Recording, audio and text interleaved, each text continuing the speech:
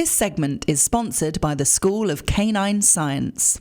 I love this week's topic, canine-human relations. Yes. I mean, it sounds ever so deep. I am having my relationship. In fact, our relationship's quite good as he's getting older. It's always been good. Yeah. But now that we kind of understand each other better, it's easier. Well, yeah, I mean, the thing is with dogs, they're the only animal that we create this type of bond with. So even cat owners are going to hate me for this. Yes, I'm really treading on delicate territory now. They don't have the same. They don't have the same bond because cats are much more independent. It's very much on the cat's terms. Yes. Like cats kind of come up and go, "You stroke me now. Yes. I've had enough. I shall leave."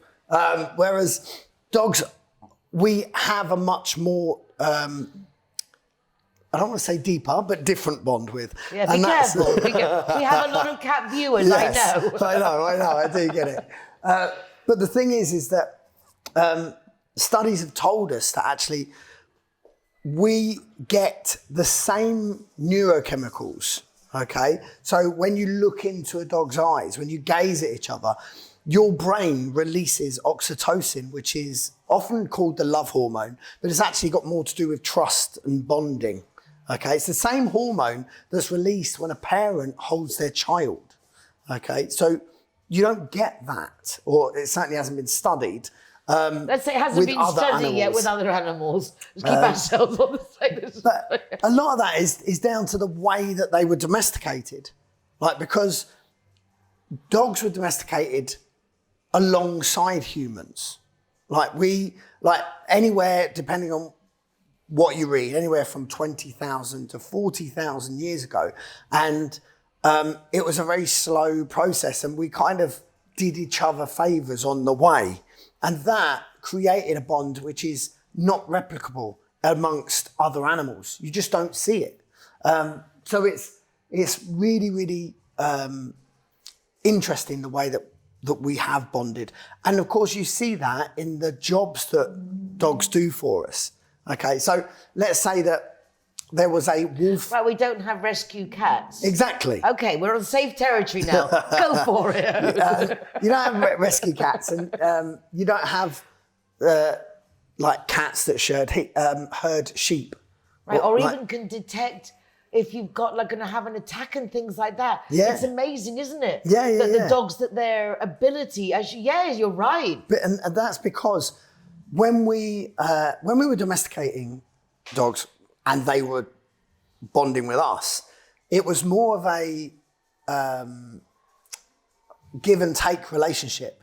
So we would throw our scraps out. When we stopped roaming and we made villages, we would throw our food scraps out, like bones and that kind of thing. And then the dogs or wolves, or ancestors of wolves, would slowly get closer and closer and become more and more trusting. And eventually they turned into dogs. And then we found out that dogs were good at certain things. Like they would warn us if a predator came by, because they would start barking and we would go, well, we'll have more of that. So what we do know is that dogs are very in tune with our emotions. So not only can they read facial expressions, unlike the majority of animals, they read human facial expressions. They understand what facial expression goes with what emotion, okay?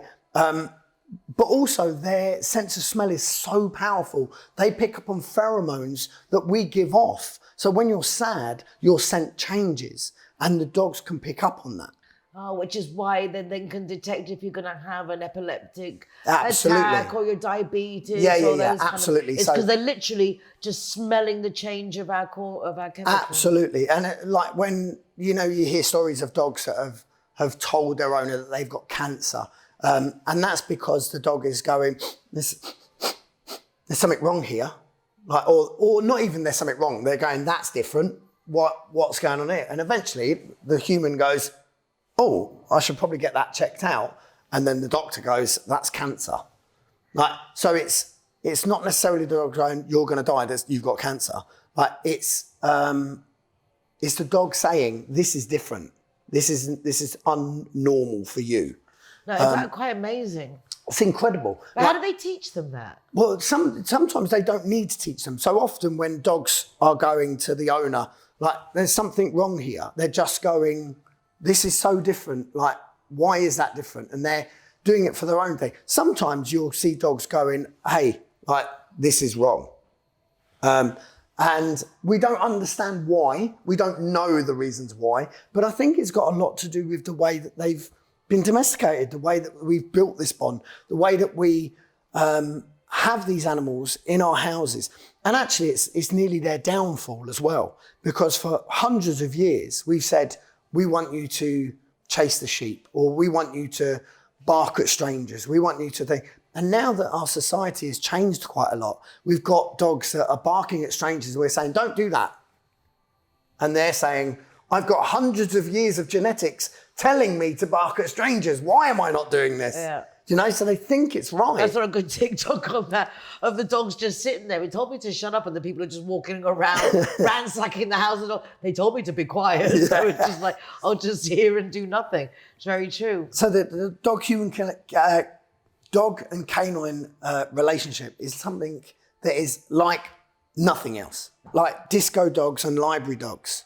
So you've got people that love going to a nightclub. You've got people that love going to libraries. And you've got people that like doing both. Okay, but dogs also have the same kind of personality. And you have to find out what your dog's personality is and then set them up to succeed. So if they don't like other dogs, don't take them to a dog park. If they don't like other dogs, don't walk them down the Paseo.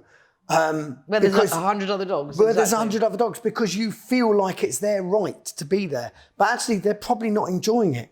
Yeah. Go and find the library.